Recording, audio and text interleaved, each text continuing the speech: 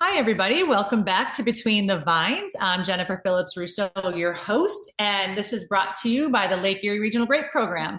Our program is a collaboration between both Penn State University and Cornell University specialists, and we like to bring you timely viticulture and business and IPM strategies throughout the growing season and also highlight some of the research that goes on in our cool climate regions. So today I have a very special guest. Today with me, I have Dr. Katie Gold from Cornell University. How are you? Hi, Jen. Thanks for having me. Yeah, thanks for being a part of this. It became evident to me that maybe we should showcase each one of our departments' research and labs and the things that they're doing as I was traveling the conference circuit this past season. People were coming up to me. I don't understand the breadth of where this podcast goes Mm, because we did it just for our region.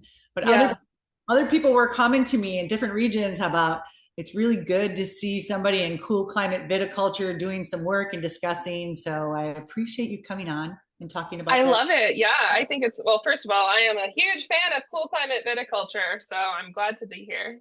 Hey, this is actually a really good opportunity. Number one, I know we have important, timely viticulture things that we should Mm, talk about, which your lab is absolutely involved in. And I guess I'm going to let you take the lead and I'll throw in, the questions we always talk about. So, yeah, I know, right? Yeah, so what is it? Today is May 13th.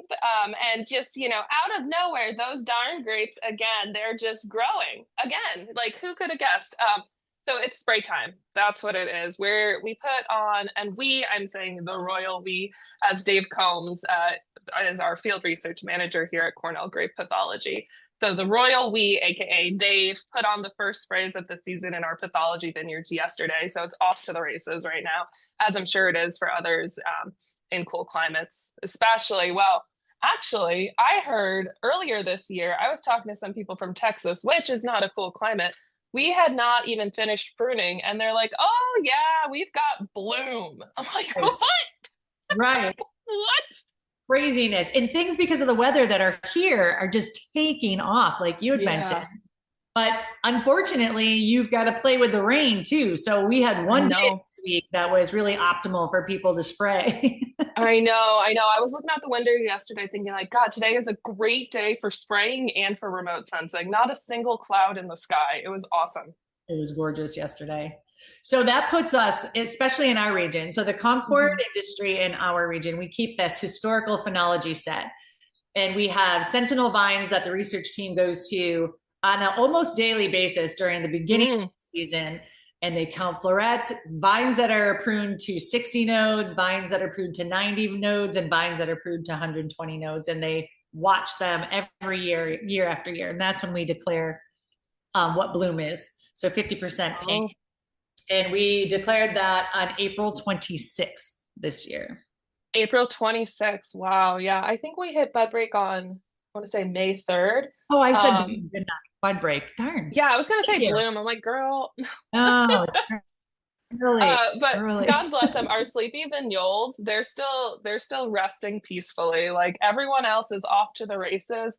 For example, like our Niagaras are this year too, we're launch well, so super exciting is that we're launching four new field trials, which is a really big thing for us. One of which is we have two new vineyards that are supported by the USDA NEFA SCRI Vitis Gen 3. And with that, we were able to establish these new vineyards with modern varieties that are not yet released from the Cornell breeding program. And we did that 2 years ago. Actually, we planted them on the day of the May massacre, aka the late season frost we had in 2023. Thank God they made it. And this is going to be our first year trialing with them, so we're really excited. But those little buddies, they were like gone, man. They were like, "Zoom, time to grow." So you could tell they were bred in a cold climate viticulture program. Which is really good for Downey. I Look know, at gosh. Downey. Yeah, yeah. Should I like say what I do, like what my program does? I just said I'm Katie Gold, like I need no Absolutely. introduction, like Beyonce. Yeah, right. You need a fan going on. Yeah, please talk I about, and I know. could read it from the website if you wanted to as well, but I think it's best coming from you. You guys have your hands in so many different things. Oh my goodness, yes, we do. So I'm Katie Gold. I'm Cornell's grape pathologist. I started in my position in February 2020, so a very uneventful time if you happen to remember. But my program Don't is remember. We I don't don't remember. remember Yeah, it. no, we've I'll just just like ignored it. leaned in. Yeah. Yeah. So I'm very proud to be the steward of Cornell Grape Pathology. Here at Cornell Agritech, we've had over 50 years of excellence in grape pathology. So I'm very grateful and glad to be able to steward it through this next generation of viticulture. And my program really focuses on disease detection and management. So we span from the fundamental to the applied, and we specialize in the use of optical sensing, so remote sensing, proximal sensing, and digital agriculture tools for early detection. We're known for our work with NASA. We're also known for our extensive applied work with biofungicides in our nearly 10 acres of pathology vineyards. So across the board, we've got what feel like an octopus often, a tentacle in everything, a finger in every pot. It's really cool though. I do really appreciate that we span such a wide breadth from the very applied, like how does the fungicide work? When does the fungicide work best? And especially focusing on these biologicals, there's so much yet still unknown in terms of, well, how do they actually work? How do we best design a program to integrate them? All the way to using novel remote sensing data streams for disease management. I have previously had a project with NASA doing global disease susceptibility assessments. I work now mostly in advancing the use of imaging spectroscopy for disease detection.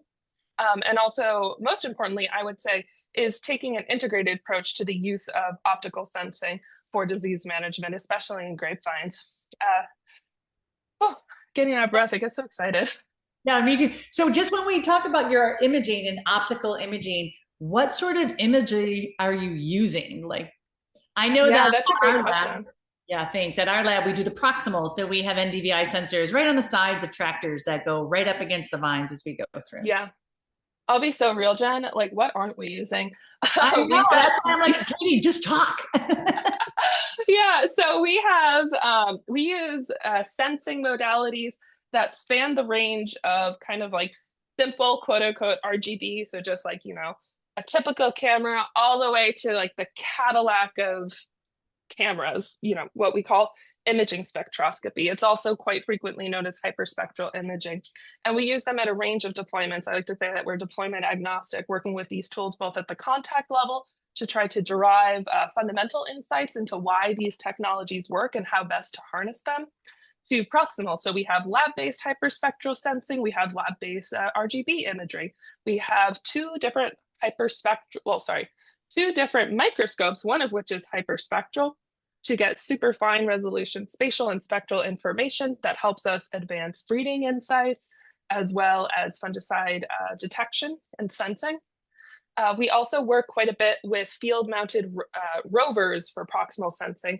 I partner very closely with Dr. Yu Jiang's CARE lab, the Cyber Agricultural Intelligence. What's the R stand for? Robotics. Yep. Okay, there we go. Because that's what that's kind of like the phytopatholobot gets a lot of press. So I love partnering with him, especially working with the robots in the field.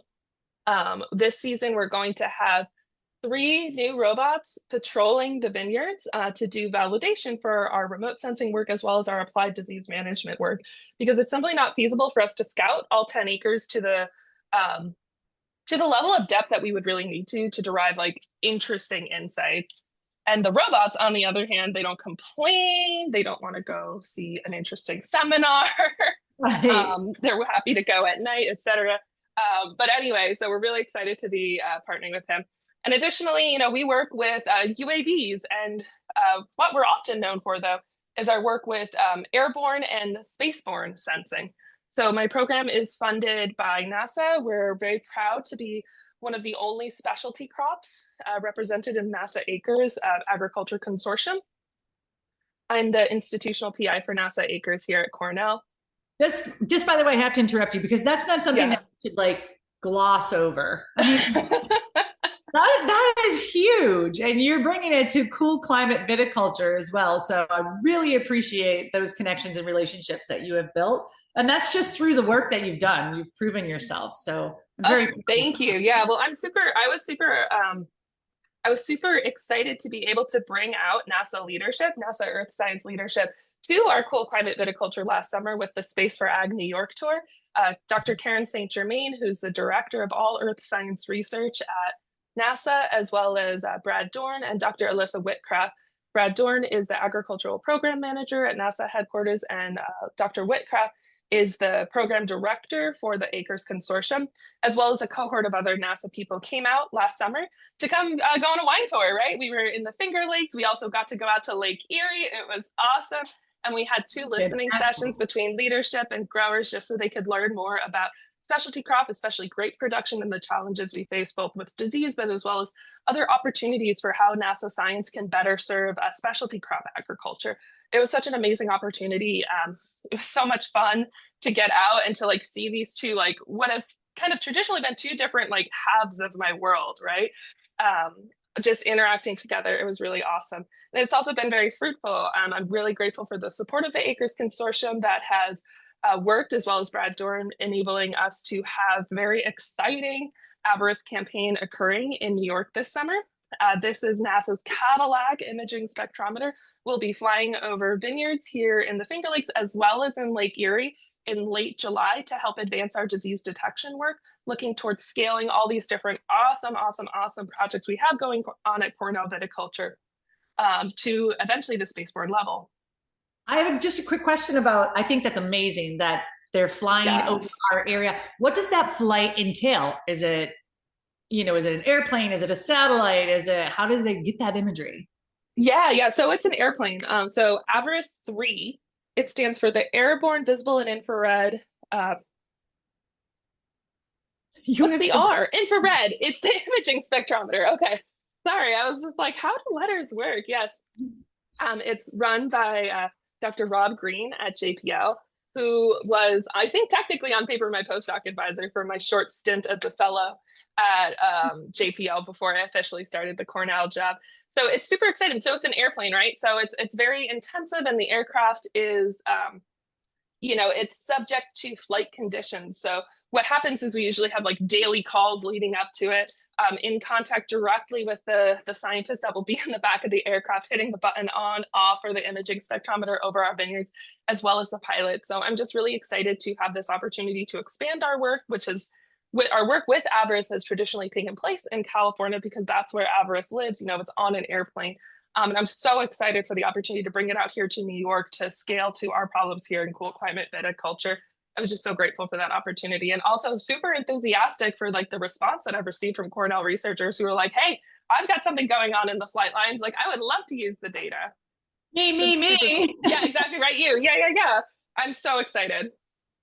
Yeah, I'm really excited for that too. And I'm excited to see how we can correlate what they take with what we're doing on the ground. Super interested to see it, especially for my microclimate work that I'm doing. So thank you for that opportunity. Yes, yeah, it's so exciting. And avarice too, it's the first step towards scaling towards spaceborne. So especially in specialty crops, not everything that we do has the potential, well, I wouldn't say potential, but is not necessarily going to be most optimally scaled to spaceborne. But that doesn't mean that some of it won't, and that spaceborne sensing couldn't help and add in perhaps ways that we hadn't originally considered.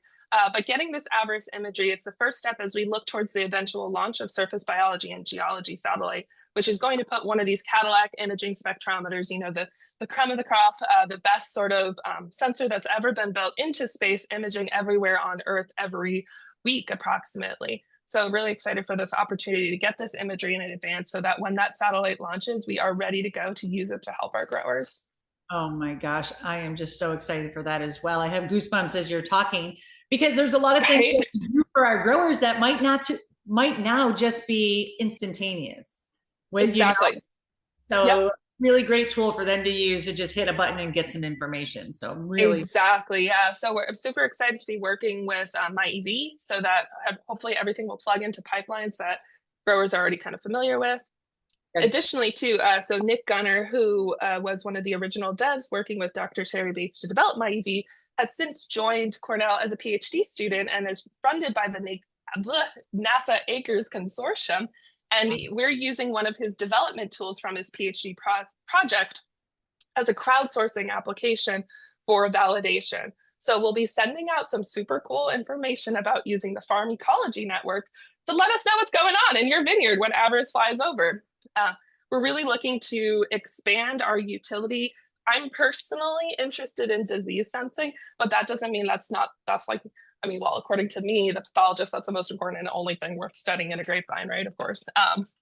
But we're really excited about seeing to what extent we can capture other things of interest viticulturally that are going on, like your microclimate study, and getting participatory data from growers so that we can make these models that we're building as best we can to best be able to help people use them. That's fantastic. So that's huge. That's amazing work that's happening. And it's NASA. Come on. Right? It's cool. But that's not all that you do. And something that is really extremely important to our growers, at least in the East cool climate viticulture, is the potential loss of Mancozeb. And you yes. touch base a little bit on your biofungicide program. So I just want to say, like, from our side, thank you, because we keep losing chemistries, but we're not getting anything to replace them. That's so real. Yeah. Before we move on to Mancozeb, which I am happy to talk about ad nauseum, it's like it's so funny. It's like the two ends of the Katie Gold spectrum blowing up right now, getting ready for field season, both like the applied as well as the NASA.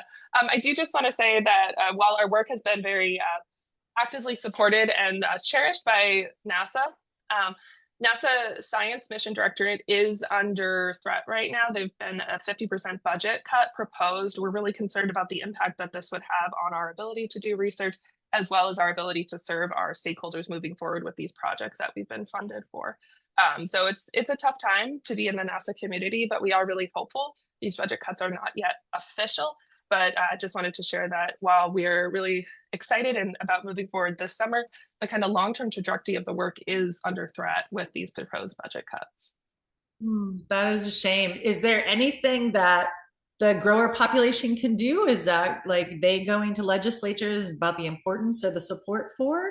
Is there anything that I mean, so I think it's important that if whomever is listening to this podcast is interested and excited about this work and its trajectory, to let your lawmakers know that you don't support budget cuts to research.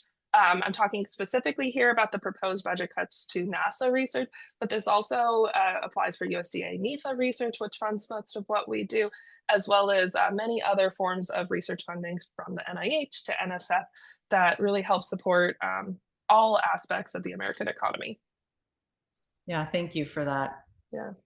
Mancozeb. Mancozeb. Yeah. Space and NASA. Mancozeb. Slide side of things, which is super important because we should be doing a Mancozeb spray right around now. I know, right? Like typically that's what we're doing. And actually the very first spray of the Pathology vineyards that was made this season was actually in our Mancozeb replacement trial in Concord. So thank you very much, Dr. Justine Vandenheuvel, who has generously donated her Concord vineyard to the Pathology vineyards. I'm not sure if the Concords themselves are so thrilled about this, to go from a viticulturalist to a pathologist, but we're really excited to be working with Dr. Kyle Bacalja, who's our new grape IPM specialist, to do a Concord study about how to design replacement disease control programs for Concord specifically, where we're optimizing on price. Mancozeb and many of the other tools that Concord growers rely upon, such as Xyrem's also been removed, are really cost effective. So what we've done is we've taken a standard Concord program, kind of like the average program, and calculated the average cost for what it costs to do that program on a per acre basis. And we've done a couple different optimizations for our experimental treatments. One that aims to price match it directly, one that I think is about a 15% increase, and one that's around a 30% increase, to understand to what extent disease control is to try to benchmark that, right? Like, okay, if we're going to price match exactly what it costs to run a Mancozeb heavy program, what is the disease control outcome that we get? And then versus if we optimize more for ensuring disease control, what is the impact on price?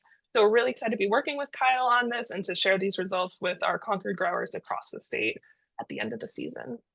Yeah, that's fantastic. And what I also appreciate about this project is that thank you for actually focusing on the Concord industry, because their profit margin is very small compared to climate viticulture, but also that our growers were involved in the process. They were allowed to give feedback on, well, I don't think that one's going to work so much. Why wouldn't you look? Really, you took what they had to say into consideration. So I really appreciate that. Yeah, that was a really supportive. It was such a supportive process. Especially like this is our first time doing a Concord trial, though we've been working with our Niagaras for the past few years for our black rot study. But kind of adjusting to Concord. For example, like the Niagaras are more disease susceptible. So as a pathologist, I love them a little bit more. But they're also a little more tolerant. For example, like we have no issue spraying low dose copper in our Niagaras. And also other sorts of sensitivity issues. But then when we switched to Concord, like we designed the program, and like I remember, I think it was, oh, who was it that said this? I think it was it Rob Smith? It was either Rob Smith or Mark Amidon was like, hey, this is actually going to burn the crap out of your Concord. Yeah. Yeah, it's so, Concord is so, I don't want to say it's so tough, but it really is so tough, right? Like the margins are slim, it's so sensitive, but it's also like so robust, right? Like a great Concord crop is a great Concord crop. But we're really excited to be able to work with Kyle, as well as, of course, Dave Combs is out there doing the hard work to make this happen, as well as the Concord industry and their feedback to design this study. And I know we have so many things to talk about. Truly appreciate that work for the Concord industry moving forward. We are so excited to see what happens there. But you just completed a 5-year study of biofungicides in a spray program and presented on how well they work. So do you want to touch base on that? Yes, we did. Yeah. So it was really exciting to kind of look back. We now have 5 field seasons of biological research. And when I started out with this program, both Dave and I were like interested in biofungicides. My predecessor, Wayne Wilcox, who chose to fill, he had done some preliminary testing with Lifeguard, and he was kind of admittedly, he was like, I didn't think this was going to work, and it worked great. So I was like, okay, well, what if I look into it? And honestly, just so pleased with the efficacy of some of these products, right? The products that we've been testing over the past 5 years in our applied fungicide efficacy studies, they're the product of innovations in genomics, right? And the selection and the screening and the identification of these microbes and the compounds that they produce. So the products that we're seeing are honestly really great. I do think I want to caveat, it is important to say that comparing a biological to a traditional is they're apples and oranges. They just have fundamentally different modes of action. For example, some biologicals don't act upon the pathogen at all. They activate the plant's defenses, right? You just can't think of them in the same way that you do a conventional. But what our data has shown is that when we average across all the programs that we've done, both for downy and powdery, we find that programs that rotate between conventional chemistries and biologicals are able to provide numerically and statistically equivalent disease control to conventional only programs. And that is so exciting, especially it's so exciting just considering the challenges that we face. You mentioned earlier that we're just simply not getting the products that we used to. And that era of burning out of chemistry and having something new to try is just simply over. We've had I think at this point with the new season, a 1-to-20 ratio of new conventionals to new biologicals. The products that are coming out of the research and innovation pipelines from these companies, they're just not conventionals. And that's generally because of the massive expense and the long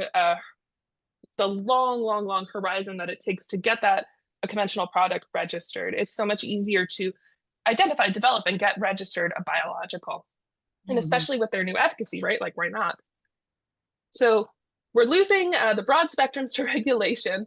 We're losing the single sites to fungicide resistance. And I'm standing here as a pathologist being like, what am I going to do? And I have to say, I've just been so relieved and excited to see the efficacy of these products. And now there's still data that we really want to dig into better honing how to design these rotational programs. For example, what we've looked at kind of overall is we often don't have multiple years. So we're completing this 5-year look back. But within that 5-year look back, our treatments are often responsive to what our cooperators need. So they're not necessarily replicated all 5 years. Honestly, at best, sometimes we look for 2 years. And when we look at rotations, we made a cutoff saying has at least 25% of the products applied were biological. And that's where we find that difference. And then when we kind of look at all of them and say okay, it doesn't really matter what your products were, but if it was 4 biologicals, 5 biologicals, and we do that across the spectrum, we do see that about half and half is a real sweet spot. So we typically apply 7 to 8 sprays per season. We see that 4 to 5 sprays is biological versus conventional is a sweet spot in terms of disease control. But this is once again in the pathology vineyards. And I would caveat that one of the things that we're looking into with our two of our 5 new trials this season is Wow. okay, well, so now we have like kind of that look back data sense, like, okay, it works, right? Like the biologicals, they're working. You can use them in rotation with conventionals and get the same outcome. Awesome. But how do you actually design the most effective program, right? Like we've kind of casually observed that sometimes the biologicals don't play nice with other chemistries. Sometimes they don't play nice with each other. Sometimes they don't play nice with conventionals. So we're looking into that more rigorously in our chancellors this year about whether or not we can identify certain tank mix combinations that are optimal for biologicals or the opposite ones that are just like not working. Additionally, So we're going on, yeah. I'm sorry. I just want to point out that because I get it when we're talking about it, but I want to make sure that our grower listeners know that this is a pathology vineyard that you're testing Oh, them in. yeah. You want disease there. Like if you want Oh, to find a yes. disease, you go there. Oh my goodness, yes. So these vineyards, they have been, so it's a pathologist's dream. The disease pressure is out of this world. And also like we do quote unquote everything wrong. So everything I tell you to do in terms of cultural control, pruning, airflow, we don't do that because we Right. want disease, right? Like we planted vignoles in the middle of the woods to study bunch rots, right? Like we're doing everything wrong. So it's really exciting when we see this effective disease control in the pathology vineyards because it is truly the hardest arena any product will ever face. Because if you go to a commercial vineyard, right, like you're trying to suppress disease, not just with fungicide, but through cultural control and other practices. Whereas here we have these like deeply entrenched and strong pathogen populations from our years of study, as well as all the all the cultural practices, like the anti-cultural practices, right? Like they look a mess. That's just there's no airflow at all. The clusters are like covered in leaves, etc. So if a product looks good in our pathology vineyards, it's going to look great in a commercial vineyard. Exactly what I wanted our growers to hear. Thank you for Yeah. that. Mm-hmm. Yep. That work is so exciting. And not only is it exciting that we're going to have new products to put into our toolbox, but that will save sort of the efficacy or a longer duration that we'll be able to use them before resistance. Exactly. And that's what like truly excites me the most, right? Because resistance management and the onset of resistance in a pathogen population, it's truly a numbers game, right? Like these mutations just happen randomly and you can't stop that. That's just how the world works. But the more you expose a pathogen population to a traditional chemistry, the more likely it is it's a numbers game that eventually resistance will develop. That random mutation will take place. And then over time, the pathogen will become resistant as those individuals, come to dominate the population. So simply just by integrating biologicals, even just like one spray, maybe 2 sprays per season, you're reducing the amount of exposure that your pathogen population is getting to those traditional chemistries. And that is a huge thing because it extends the useful livelihood, the useful longevity of these chemistries, right? Like once we lose them, they're gone and we're not getting products to replace them. So it is of critical importance that we steward what we do have remaining. For example, with downy mildew in particular, right? Like, we're seeing Fosgel resistance, we're seeing Revis resistance. Like, what's left? It's stressing me out. And that's why it's so important and so exciting that we're finding that we can get equivalent disease control when we use these biological rotations, because it reduces the exposure of the pathogen population to these precious chemistries that we have remaining so that we can continue to use them at those critical disease control points for decades and more. That is fantastic. Is there a place? I know Appalachian Cornell has some articles out there. If some of our listeners were interested in what you have tested, is it available online somewhere that they could go to? Yeah, that's a great question. So we've been reworking the website, which is still kind of out of date. We've traditionally published everything in Appalachian Cornell, which we will continue to do. But now we're starting to put things onto our website. So our historical trial reports, as well as a list of all the articles we've written over time. But most importantly, you can consult your guidelines. So nothing goes into the guidelines unless it's been tested for at least 3 years in our pathology vineyards. We update that annually. And so in your guidelines, you can find our best practices recommendations for biologicals and conventionals too. Like we still do test them that have passed muster and how they perform on different diseases. So, but you could see all of that on the Cornell Grape Pathology website. I'll send you that link, but you can also see them in your guidelines, right? Gorgeous. So I was just holding up for the people who can't see or who might be watching it on YouTube. The guidelines she's referring to is the New York and PA grape guidelines. That is a Oh my collaboration. God, Jen, you didn't tell me we were gonna put this on YouTube. I would have changed my background. Oh, now it's grapes in space. That's perfect. No, but I want to put my other one on. Here we go. Go ahead. You have a chance. Yeah. Oh, there it is. Ew. Yes. Yeah. No, it's gorgeous. Please be kind. And everything in there too. That's fantastic. I know. It's beautiful. It's down. This is downy mildew in our chancellors a couple of years ago. Gorgeous. Just beautiful. Our growers are going, what? I know. I know. You can always tell a pathologist. You can never tell them much, but you can always tell a pathologist. So you're doing all of that work with the biologicals and incorporating them into conventional. You're doing the work with NASA, but I have to point out all of the work that you've been doing for Mancozeb for our growers. I don't gloss over that either, because that is a huge undertaking. There must be 4 of you somewhere, and I just see you constantly. If you find her, let me know, because I would love to talk to her, because she's not doing the dishes and I'm picking up after her. Yeah, so it was a huge deal. I remember, so there was a group of us at American Phytopathological Society last summer, a bunch of us great pathologists chatting around, having a grand old time. And poor Julius from USDA comes up. He's like, "Hey, friends, have you guys heard that the EPA is deregistering Mancozeb from grapevine?" And the vibe just dropped because we had not heard. And we were all standing there together being like, "Oh, no." And that was last summer. It really came out of, like, we had kind of smelled the way the wind was blowing, but the speed at which the EPA was moving did surprise us.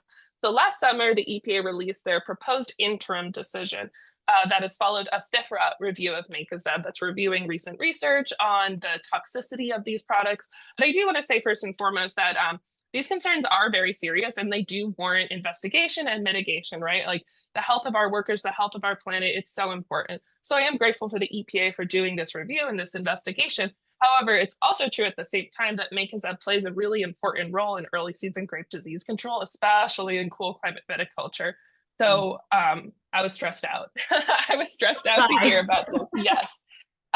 Matter of fact, I had a grower come up and say, all grape research should stop until we figure this out. Everybody concentrate on the Mancozeb. I was like, I know, right? And that's what we're doing. We're like, oh my God, like looking in the vineyard, right? Like I mentioned, like 4 new trials this year. It was absolutely like and those had, for the record, been in the pipeline, but it just became like even more important, right? Like, oh God, this applied research is even more of the moment. The Concord trial was in response to this Mancozeb too, where we're like, okay, we really need to get some like specific kind of cost information, right? Because there's one thing for disease control, right? Like we talked a lot about the biologicals, and kind of against all odds, some of these biologicals are actually emerging as the new products with broad spectrum disease control ability, right? Like who would have thought? I'm sure, like, you know, no one is more surprised than Dave Combs to find himself a biological evangelist, right? Like you would have told him that 5 years ago, he would not have believed you. So on terms of disease control, I am optimistic in terms of our products for filling this Mancozeb niche. However, what I can't spray trial my way out of is the cost differential. And that's a huge concern, especially in the Concord market where margins are so slim. But also too in other, you know, we were talking about Eastern production, right? Like it's just even a little bit of powdery mildew that kind of makes its way into the cluster in the early season. Let's say you do keep it under control, right? It still leaves you more vulnerable to botrytis. It's just such an important risk.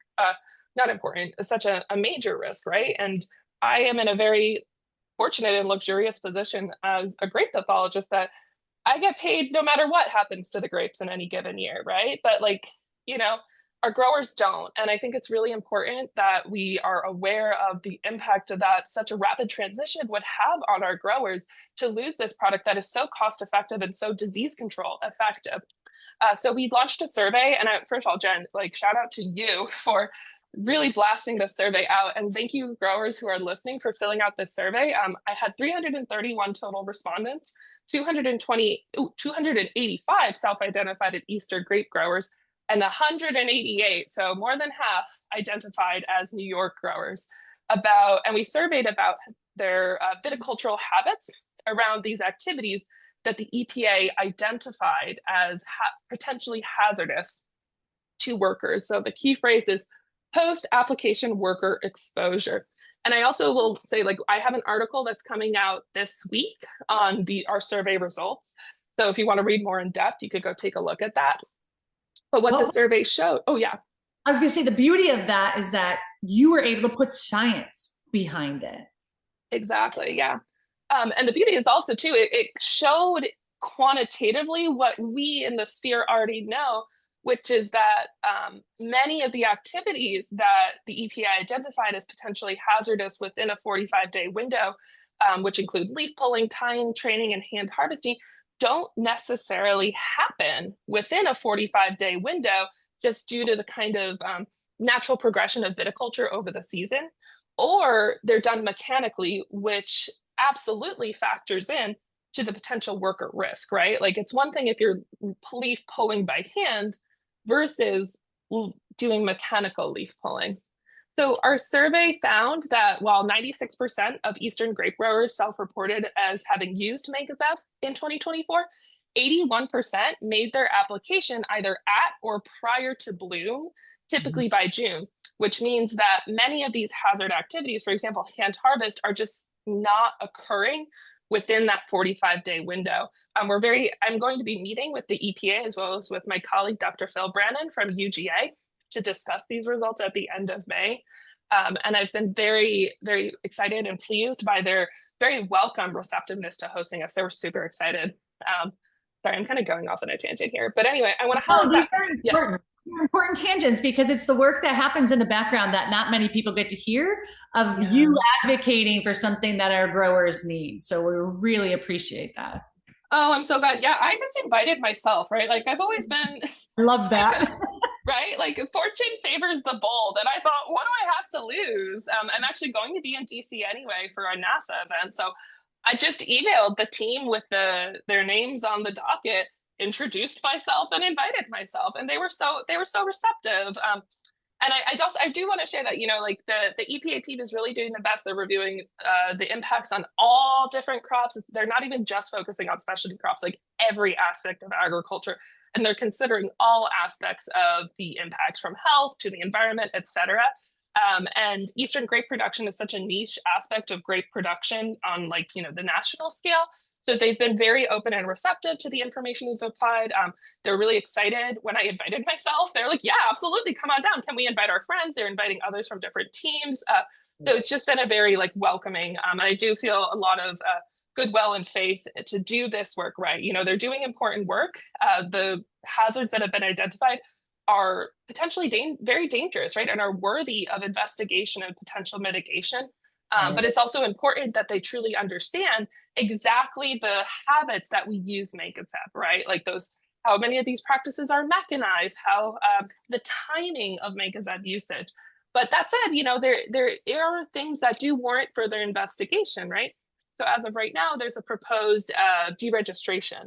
But what we're advocating for is either regional use or conditional use. For example, one thing we just kind of can't get around is thinning, right? Like thinning will, based on typical use patterns, thinning would certainly occur within a 45-day window if you wanted to do that by hand.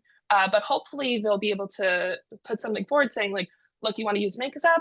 Can't use it if you want to hand thin, right? And then at least in the choices within the grower's hands, so that they can make that cost benefit analysis for themselves, like what's more important, doing this thinning by hand, switching to mechanical, or being able to use Mancozeb, right? And I think that's just really important to fully understand the landscape that around the activities that could potentially yield risk and how there are actions already being taken just by the majority too, to reduce that hazard.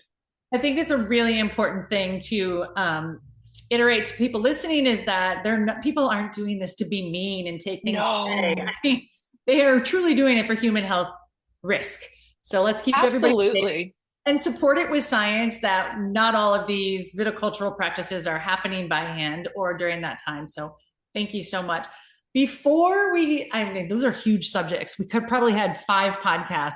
Well, in case you want more, I've got 2 articles for you, one on Mancozeb and one on our biologicals. So the biologicals was written by Dave, and you'll find his voice throughout. I love his voice. And the Mancozeb one you'll see is written by me. And those are going to be on your website? So they'll be on Appalachian Cornell. However, they're also going to be going out to all the listservs, etc. They should be on Appalachian Cornell by the end of the week, hopefully. But I'm also going to post the raw ones on my website just so everyone could take a read.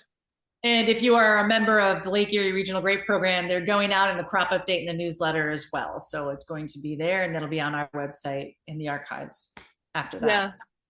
Sweet. Yeah. Well, you're amazing. I love your energy. Jen, you're amazing. I couldn't do a fraction of what I do without you and the other regional CCE. I'm just so grateful. And also too, I want a regional CCE, but also plus county CCE, because we don't want to forget Alice Wise on Long Island. Seriously, like Cornell Grape Pathology couldn't be a fraction of what it is today without your partnership and the partnership of Hans, Jeremy, and Alice. Thank you. We are like a big family, aren't we? We really are. I love it. I really am. I love being a part of this industry, right? Like, it's one thing to like love wine, which I did before I got here, but I just I love being the grape pathologist, right? It's such a gift. It's a blessing. Oh, we are really blessed to have you. So thank you so much for taking time out of your very busy schedule to join us for our listeners. And hopefully we can have you back for something else as it goes through. How about later in the season too, right? Like, let's talk bunch rots, baby. Let's see what's going on. Do it. But right now, get out there and start that spray program, because protect those grapes, especially those of you who frosted last season and potentially have a very large crop out there. Let's take care of that. Yes, and before you spray, please calibrate your sprayer. So take a look and make sure that you're, Oh, I don't know. There's a little place called the Lake Erie Regional Grape Program that has a sprayer calibration program. Nice. What a great resource. Reach out to Meg and Luke and set up your time to have that. Well, she's already done it with some of it's already underway, and she's been calibrating sprayers across the region. And people who even have computers, and I don't want to take her thunder, I'm going to bring her on to talk about it more. It's definitely worth it. Make an appointment. Thank you. It's so totally worth it. And I will admit, like this is kind of the edge of my expertise, right? Like my expertise is what goes into the tank, not how it gets out. But I've just been totally like floored by the impact that like that mechanics of the sprayer can have, as well as the formulation of the product on efficacy. And just remember, it doesn't actually matter what you put in the tank if it's not getting out onto the grapes where you need that product to be. Right. Thank you for that reminder. If the listeners out there have something that they want to hear about, and just reach out via our email, find us on the website, lergp.com. Thank you, Dr. Katie Gold, for joining us. I'll definitely have to back to talk about bunch rots. And everybody take care, and let's go for this growing season. Let's have a great season. Yeah. Thank you, everyone. Thank you, Jen.